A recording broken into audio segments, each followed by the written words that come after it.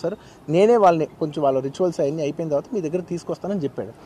Okay అని wait చేసేసరికి ఇమీడియట్గా ఏం చెప్పారు, సార్ ఏమనుకోవద్దు, వాళ్ళు మీ మీద కేసు ఫైల్ చేశారు, ఇప్పుడు మీరు వాళ్ళు కలవడానికి లేదంటే నేను మా లీగల్ టీం అదేం పర్లేదు వాసన వచ్చేస్తాను. నేను కొంచెం మూర్ఖంగా మాట్లాడుతుంటే సార్ మా లీగల్ టీం చాలా స్ట్రిక్ట్గా చెప్పింది, sir they filed a case on you, మీరు ఇప్పుడు వెళ్తే legally it is not right thing to do, please don't go అని చెప్తే అప్పుడు ఆగాల్సి వచ్చింది.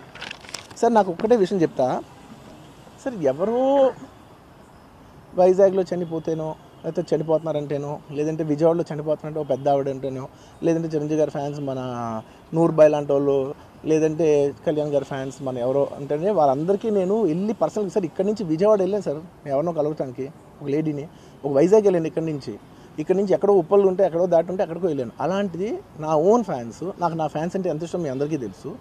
అలాంటి నా ఓన్ ఫ్యాన్స్ నా ఓన్ థియేటర్లో నేను ఉన్న ప్రెమిసెస్లో అలా జరిగిందంటే నేను వెళ్ళి కలవనాలని, వాళ్ళు కలవాలి నాకు ఉండదా?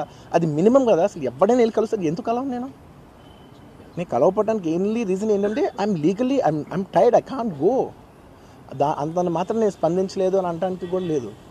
సో నాకు ఏం చేయాలో తెలియక నెక్స్ట్ డే సరే వాసు మనం వెళ్ళకపోతే బాగోదు, ఏం చేయాలో తెలియక అప్పటికప్పుడు ఒక వీడియో పెట్టా. ఎందుకంటే నేను కూడా షాక్లో ఉన్నా, జెన్యున్లీ నేను కూడా షాక్లో ఉన్నా.